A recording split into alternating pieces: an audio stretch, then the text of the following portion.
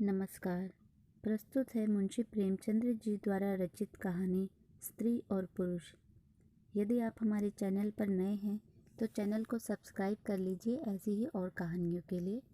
तो आइए शुरू करते हैं आज की कहानी स्त्री और पुरुष। विपिन बाबू के लिए स्त्री ही संसार की सुंदर वस्तु थी। वह कवि थे और उनकी कविताओं के लिए स्त्रियों के रूप और यौवन की प्रशंसा ही सबसे चित्ताकर्षक विषय था। उनकी दृष्टि में स्त्री जगत में व्याप्त कोमलता, माधुर्य और अलंकारों की सजीव प्रतिमा थी। जबान पर स्त्री का नाम आते ही उनकी आंखें जगमगा उठती थी, कान खड़े हो जाते थे, मानो किसी रसिक ने गान की आवाज़ सुन ली हो। जब से होश संभाला तभी से उन्होंने उस सुंदरी की कल्पना करनी शुरू की जो उनके हृदय की रानी होगी। उसमें उषा की प्रफुल्लता होगी, पुष्प की कोमलता, कुंदन की चमक, बसंत की छवि, कोयल की दनी, वह कवि वर्णित सभी उपमाओं से विभूषित होगी। वे उस कल्पित मूर्ति के उपासक थे। कविताओं में उनका गुण गाते, मित्रों से उसकी चर्चा करते, नित्य उसी के ख्याल में मस्त रहते। वह दिन भी समीप आ गया था जब उनकी आशाएं हरे हरे पत्तों से लहराएंगी, उनकी मुरादें पूरी होंगी। कॉलेज की अंतिम परीक्षा समाप्त हो गई थी। विवाह के संदेशे आने लगे थे। विवाह तय हो गया। विपिन बाबू ने कन्या को देखने का बहुत आग्रह किया, लेकिन जब उनके मामू ने विश्वास दिलाया कि लड़की बहुत ही रूपवती है, मैंने उसे अपनी आंखों से देखा है, तब वह राजी हो गए। धूमधाम से बारात निकली और विवाह का मुहूर्त आया। वधू आभूषणों से सजी हुई मंडप में आई तो विपिन को उसके हाथ पांव नजर आए। कितनी सुंदर उंगलियां थी, मानो दीप शिखाएं हों। अंगों की शोभा कितनी मनोहारिणी थी, विपिन फूले न समाये। दूसरे दिन वधू विदा हुई तो वह उसके दर्शनों के लिए इतने अधीर हुए कि जो ही रास्ते में कहारों ने पालकी रखकर मुंह हाथ धोना शुरू किया, आप चुपके से वधू के पास जा पहुंचे। वह घूंघट हटाए पालकी से सिर निकाले बाहर झांक रही थी। विपिन की निगाह उस पर पड़ गई। घृणा, क्रोध और निराशा की एक लहर सी उन पर दौड़ गई। वह यह परम सुंदरी रमणी न थी जिसकी उन्होंने कल्पना की थी, जिसकी वे बरसों से कल्पना कर रहे थे।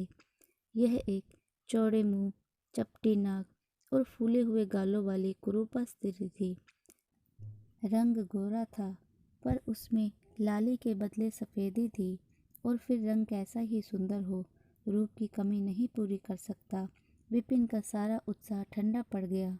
हाँ, इसे मेरे ही गले पड़ना था। क्या इसके लिए समस्त संसार में और कोई ना मिलता था? उन्हें अपने मामू पर क्रोध आया, जिन्होंने वधू की तारीफों के पुल बांध दिए थे। अगर इस वक्त वह मिल जाते तो विपिन उनकी ऐसी खबर लेता कि वह भी याद करते। जब कहारों ने फिर पालकियां उठाई तो विपिन मन में सोचने लगा, इस स्त्री के साथ कैसे मैं बोलूँगा, कैसे इसके साथ जीवन काटूंगा। इसकी ओर तो ताकने ही से घृणा होती है। ऐसी क्रूपा स्त्रियां भी संसार में हैं, इसका मुझे अब तक पता न था। क्या मुंह ईश्वर ने बनाया है, क्या आंखें हैं। मैं और सारे ऐबों की ओर से आंखें बंद कर लेता, लेकिन वह चौड़ा सा मुंह। भगवान, क्या तुम्हें मुझी पर यह वज्रपात करना था? विपिन को अपना जीवन नर्क सा जान पड़ता था। वह अपने मामू से लड़ा, ससुर को लंबा खर्रा लिखकर फटकारा, माँ बाप से हुज्जत की, और जब इससे शांति ना हुई तो कहीं भाग जाने की बात सोचने लगा। आशा पर उसे दया अवश्य आती थी। वह अपने को समझाता कि इसमें उस बेचारी का क्या दोष है। उसने ज़बरदस्ती तो मुझसे विवाह किया नहीं, लेकिन यह दया और ये विचार उस घृणा को न जीत सकता था जो आशा को देखते ही उसके रोम रोम में व्याप्त हो जाती थी। आशा अपने अच्छे से अच्छे कपड़े पहनती, तरह तरह से बाल संवारती, घंटों आईने के सामने खड़ी होकर अपना श्रृंगार करती, लेकिन विपिन को यह शुतुरगमजा से मालूम होते। वह दिल से चाहती थी कि उन्हें प्रसन्न करूं, उनकी सेवा के लिए अवसर खोजा करती थी, लेकिन विपिन उससे भागा भागा फिरता था। अगर कभी भेंट हो जाती तो कुछ ऐसी जली कटी बातें करने लगता कि आशा रोती हुई वहाँ से चली जाती। सबसे बुरी बात यह थी कि उसका चरित्र भ्रष्ट होने लगा। वह ये भूल जाने की चेष्टा करने लगा कि मेरा विवाह हो गया है। कई कई दिनों तक आशा को उसके दर्शन भी न होते। वह उसके कह की आवाज़ें बाहर से आती हुई सुनती, झरोकों से देखती कि वह दोस्तों के गले में हाथ डाले सैर करने जा रहे हैं, और तड़प कर रह जाती। एक दिन खाना खाते समय उसने कहा, अब तो आपके दर्शन ही नहीं होते, क्या मेरे कारण घर छोड़ दीजिएगा? विपिन ने मुंह फेर कर कहा, घर ही पर तो रहता हूँ आजकल, ज़रा नौकरी की तलाश है, इसलिए दौड़ धूप ज़्यादा करनी पड़ती है। आशा, किसी डॉक्टर से मेरी सूरत क्यों नहीं बनवा देते? सुनती हूँ आजकल सूरत बनाने वाले डॉक्टर पैदा हुए हैं। विपिन, क्यों नाहक चिढ़ाती हो? यहाँ तुम्हें किसने बुलाया था? आशा, आखिर इस मर्ज की दवा कौन करेगा? विपिन, इस मर्ज की दवा नहीं है। जो काम ईश्वर से न करते बना, उसे आदमी क्या बना सकता है? आशा, यह तो तुम ही सोचो कि ईश्वर की भूल के लिए मुझे दंड दे रहे हो। संसार में कौन ऐसा आदमी है जिसे अच्छी सूरत बुरी लगती हो, लेकिन तुमने किसी मर्द को केवल रूपहीन होने के कारण खमारा रहते देखा है?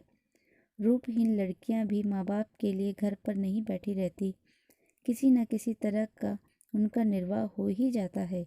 उसका पति उन पर प्राण न देता हो, लेकिन दूध की मक्खी नहीं समझता। विपिन ने झुंझला कर कहा, क्यों नाहक सिर खाती हो? मैं तुमसे बहस तो नहीं कर रहा हूँ।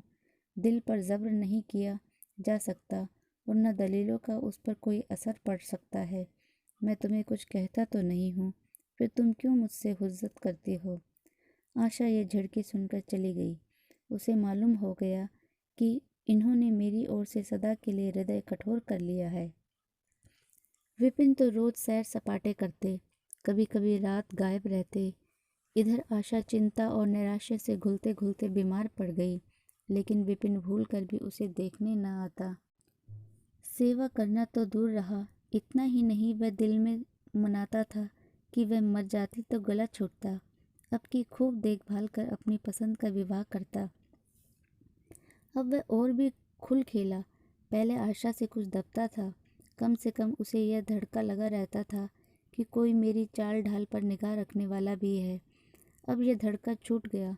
कुवासनाओं में ऐसा लिप्त हो गया कि मर्दाने कमरे में ही जमघट होने लगे। लेकिन विषय भोग में धन ही का सर्वनाश नहीं होता, इससे कहीं अधिक बुद्धि और बल का सर्वनाश होता है। विपिन का चेहरा पीला पड़ने लगा, देह भी क्षीण होने लगी, पसलियों की हड्डियां निकल आई, आंखों के इर्द गिर्द गड्ढे पड़ गए। अब वह पहले से कहीं ज़्यादा शौक करता, नित्य तेल लगाता, बाल बनवाता, कपड़े बदलता, किंतु मुख पर कांति न थी। रंग रोगन से क्या हो सकता? एक दिन आशा बरामदे में चारपाई पर लेटी हुई थी। इधर हफ्तों से उसने विपिन को न देखा था। उन्हें देखने की इच्छा हुई। उसे भय था कि वे न आएंगे, फिर भी वह मन को न रोक सकी। विपिन को बुला भेजा। विपिन को भी उस पर कुछ दया आ गई, आकर सामने खड़े हो गए। आशा ने उनके मुंह की ओर देखा तो चौंक पड़ी। वे इतने दुर्बल हो गए थे कि पहचानना मुश्किल था। बोली, क्या तुम भी बीमार हो क्या? तुम तो मुझसे भी ज़्यादा घुल गए हो। विपिन, ओह, जिंदगी में रखा ही क्या है जिसके लिए जीने की फिक्र करूं? आशा, जीने की फिक्र न करने से कोई इतना दुबला नहीं हो जाता। तुम अपनी कोई दवा क्यों नहीं करते? यह कहकर उसने विपिन का दाहिना हाथ पकड़कर अपनी चारपाई पर बैठा लिया। विपिन ने भी हाथ छुड़ाने की चेष्टा न की। उनके स्वभाव में इस समय एक विचित्र नम्रता थी जो आशा ने कभी न देखी थी। बातों से भी निराशा टपकती थी, अक्खड़पन था, क्रोध की गंध भी न थी। आशा को ऐसा मालूम हुआ कि उनकी आंखों में आंसू भरे हुए हैं। विपिन चारपाई पर बैठते हुए बोले, मेरी दवा अब मौत करेगी। मैं तुम्हें जलाने के लिए नहीं कहता। ईश्वर जानता है कि मैं तुम्हें चोट नहीं पहुंचाना चाहता। मैं अब ज़्यादा दिनों तक नहीं जीऊँगा। मुझे किसी भयंकर रोग के लक्षण दिखाई दे रहे हैं। डॉक्टरों ने भी यही कहा है।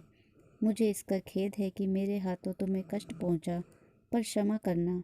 कभी कभी बैठे बैठे मेरा दिल डूब जाता है, मूर्छा सी आ जाती है। ये कहते कहते एकाएक वह कांप उठे। सारी देह में सनसनी सी दौड़ गई। मूर्छित होकर चारपाई पर गिर पड़े और हाथ पैर पटकने लगे। मुंह से फिचकुर निकलने लगा। सारी देह पसीने से तर हो गई। आशा का सारा रोग हवा हो गया। वह महीनों से बिस्तर न छोड़ सकी थी, पर इस समय उसके शिथिल अंगों से विचित्र स्फूर्ति दौड़ गई। उसने तेजी से उठकर विपिन को अच्छी तरह लेटा दिया और उनके मुख पर पानी के छींटे देने लगी। महरी भी दौड़ी आई और पंखा झलने लगी। बाहर खबर हुई। मित्रों ने दौड़कर डॉक्टर को बुलाया। बहुत यत्न करने पर भी विपिन ने आंखें न खोली। संध्या होते होते उनका मुंह टेढ़ा हो गया और बायां अंग शून्य पड़ गया। हिलना तो दूर रहा, मुंह से इस बात का निकलना भी मुश्किल हो गया। वह मूर्छा ने थी, फालिस था। धन्यवाद।